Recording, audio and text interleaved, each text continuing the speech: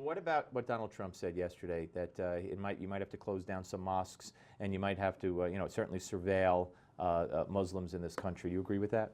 Well, I think, for me, I'm kind of a little tired of Republican talk, because even from the Republican Congress, we've been now getting 2 years of talk. These guys have a lot of actual power. They control the purse strings. They're in charge of legislation. In a democratic society, who makes the laws? But Trump isn't. So do you agree with what he says on that issue? I'm not sure if I agree with what he says. I wouldn't, targeting. I would do surveillance to figure out, and this idea that we can check out all these Syrian immigrants. How? I mean, you couldn't check out my friends who went to school with me in Bombay. Right. So how do you vet these people? Right. How do you make sure who their friends are? How do you make sure? But you wouldn't close mosques down, or Well, I'd be careful about that, because in this country we have civil liberties. I mean, I've seen myself as someone who came under the scrutiny of the U.S. government. Once they put federal power on you, it can be used kind of indiscriminately. So I'd be a little careful, but I would take the measures that are reasonable to pursue our security.